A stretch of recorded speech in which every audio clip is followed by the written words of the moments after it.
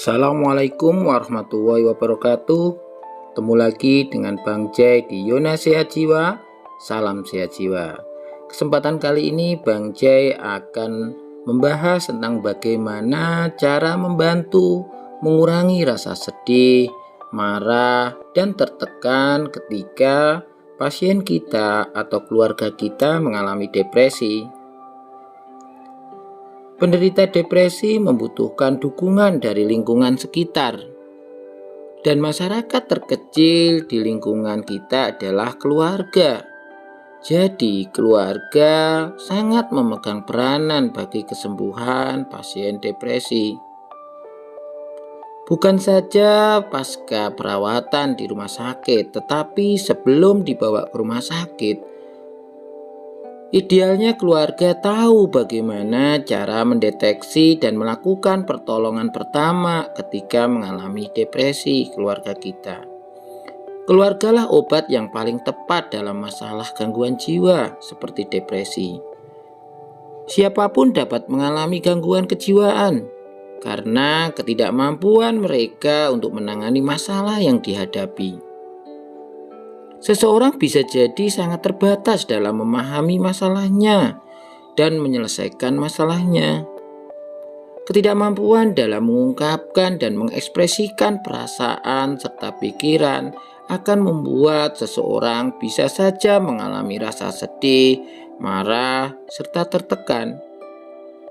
Jika ditemukan sejak dini, maka depresi akan bisa ditangani dengan baik.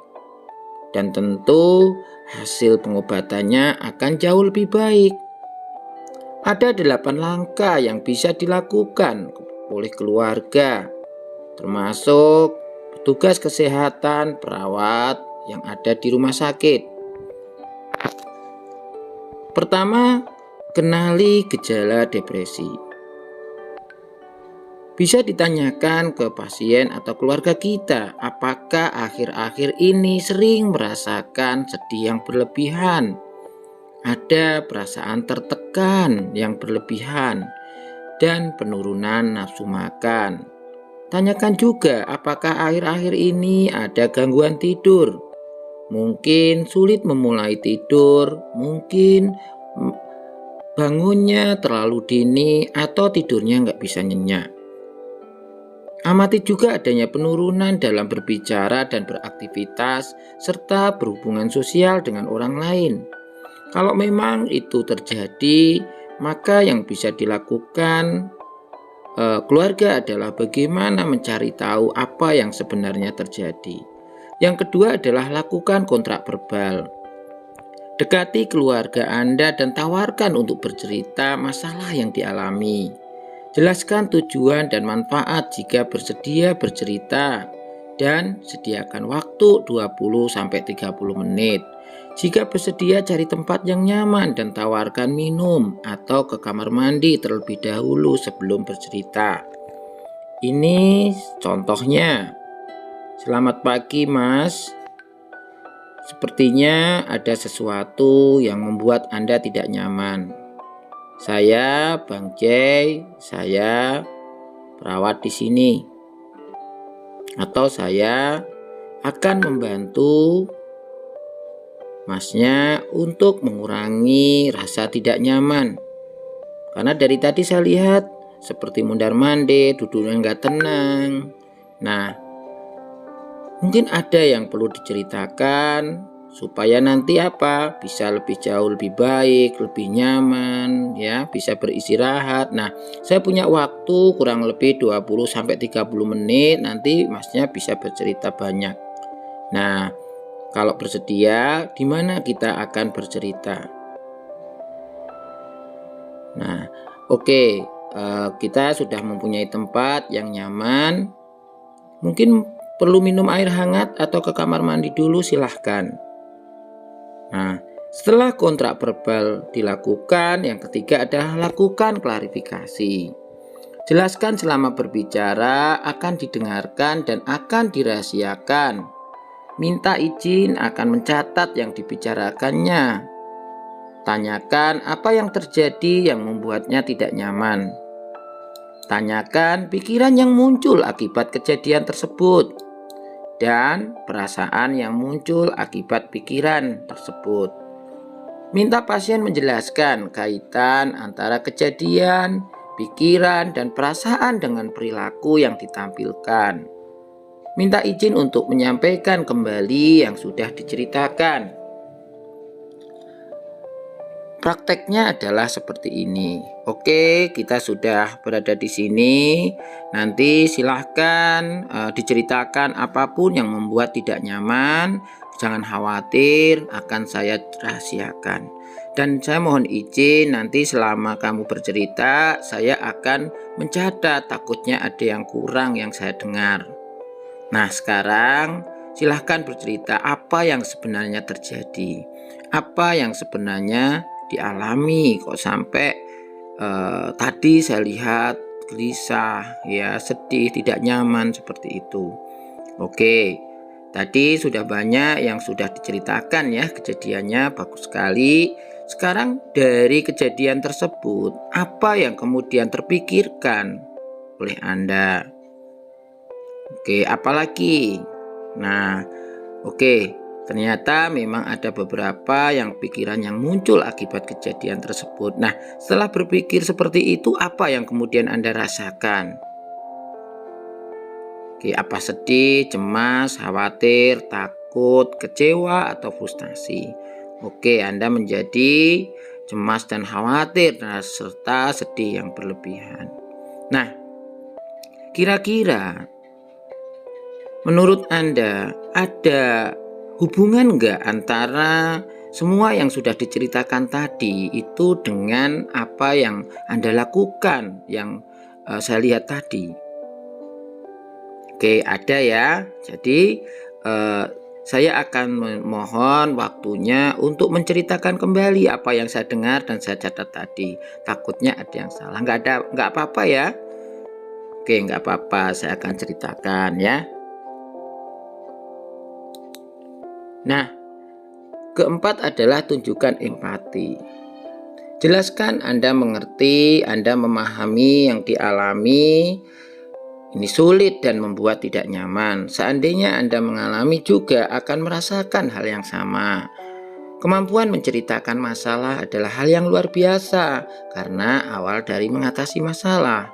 Semua orang yang ada di sekitar pasien pasti bersedia membantu mengatasi masalah jika diminta. Prakteknya seperti ini. Oke Mas, tadi sudah banyak cerita, itu luar biasa sekali. Saya mengerti sekali apa yang Mas rasakan. Andai saja saya mengalami seperti yang Mas rasakan, pasti juga akan merasakan sedih, cemas, khawatir, tertekan. Setiap orang juga punya persoalan, masalah. Cuma cara mengatasinya yang berbeda. Tapi Masnya udah luar biasa, sudah mau bercerita. Itu awal dari mengatasi masalah. Yakinlah bahwa semua orang yang ada di sekitarnya Mas ini akan membantu mengatasi masalah. Nah, kelima adalah tanyakan bagaimana perasaan setelah menceritakan masalah.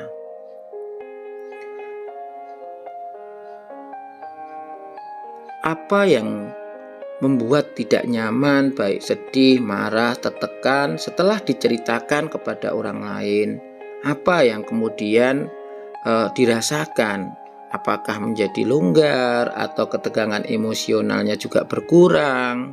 Hal ini akan membantu mengatasi masalah tidur, keinginan berhubungan sosial, dan beraktivitas kembali karena mengalami perbaikan fungsi kognitif. Rasa sedih dan cemas dapat memengaruhi konsentrasi, kemampuan memahami informasi, memori, dan pengambilan keputusan. Prakteknya seperti ini. Bagaimana Mas setelah menceritakan banyak hal tentang yang terjadi, yang dipikirkan, yang dirasakan ke saya? Apakah sudah jauh lebih baik? Apakah sudah berkurang rasa sedih, marah, dan tertekannya? Nah, keenam adalah tanyakan apa yang diharapkan dan apa yang diinginkan. Tanyakan apa yang sudah dilakukan untuk mencapainya, bagaimana hasilnya, dan apa yang menjadi hambatannya. Tawarkan apa yang bisa dibantu atau perlu informasi tertentu. Tanyakan apa yang bisa dilakukan untuk membuat dirinya lebih tenang. Prakteknya seperti ini. Oke Mas, nah sekarang apa yang Mas harapkan dan diinginkan? Selama ini apa yang sudah dilakukan untuk mencapai harapan dan keinginan tersebut? Oke, terus apakah tercapai? Terus kira-kira apa hambatannya? Nah, saya bisa membantu Mas, apa yang kira-kira bisa saya bantu? Atau mungkin perlu informasi yang perlu saya carikan atau saya jelaskan? Atau mungkin ingin melakukan sesuatu untuk menenangkan diri Mas? Ketujuh adalah tawarkan sarana atau hal-hal yang dibutuhkan untuk meningkatkan rasa nyaman dan aman. Perlu alat atau sarana untuk menenangkan diri. Berikan waktu 30-60 menit untuk menggunakannya. Evaluasi ulang perasaan dan pikiran pasien setelah menggunakan sarana tersebut. Prakteknya seperti ini. Mas, saya tahu Mas butuh menenangkan diri. Kebetulan tadi Mas kan katanya suka berzikir, suka sholat ketika lagi nggak tenang. Kebetulan kami akan coba pinjami, nanti digunakan ya selama 30-60 menit. Kemudian saya akan datang ulang untuk menanyakan perasaannya. Semoga bisa membantu membuat Masnya jauh lebih nyaman.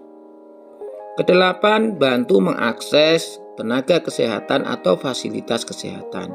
Jika masih di rumah, maka perlu dibantu mengambil keputusan untuk berobat ke psikiater atau berkonsultasi ke perawat spesialis jiwa atau ke psikolog. Pengobatan depresi perlu waktu lama, sehingga perlu pendampingan psikologis dari nakes untuk pulih kembali. Prakteknya adalah kalau misalnya sudah di rumah sakit, perawat bisa mengatakan bahwa Masnya beruntung karena saat ini sudah ada di rumah sakit. Ini adalah tempat yang tepat untuk membantu Masnya pulih, sembuh. Tinggal bagaimana Masnya bisa menggunakan dengan baik, minum obat dengan teratur, mematuhi saran-saran kita, menceritakan apapun yang dialami. Saya yakin akan membantu proses pengobatan dan pemulihan Anda. Nah, kalau misalnya masih di tengah-tengah keluarga, maka keluarga bisa membantu untuk mengambil keputusan. Kenapa? Yang jelas semua penderita depresi bisa jadi nggak merasakan, tidak menyadari bahwa apa yang dialami, apa yang dirasakan itu adalah sebuah masalah dan perlu dibawa ke suatu tempat untuk ditangani atau diobati. Atau mungkin dia sudah tahu masalahnya, sudah merasakan ketidaknyamanan, tapi sulit untuk mengambil keputusan kemana harus mencari bantuan. Nah, di sini keluarga sangat penting kehadirannya untuk membantu mengambil keputusan. Ketika sudah mengalami penurunan, cemas, sedih, perasaan tertekan, baru diajak diskusi untuk memaksimalkan hasil dari pemulihan. Maka perlu dilakukan pengobatan lanjutan, perlu mendatangi ahlinya atau dokter untuk mendapatkan obat. Selain itu juga mendapatkan hal-hal yang diperlukan untuk pulih atau recovery. Bisa saja konsultasi ke psikolog atau ke perawat spesialis jiwa. Nah, tentu ini sangat penting. 8 ini jika dilakukan dengan baik pasti akan manfaat.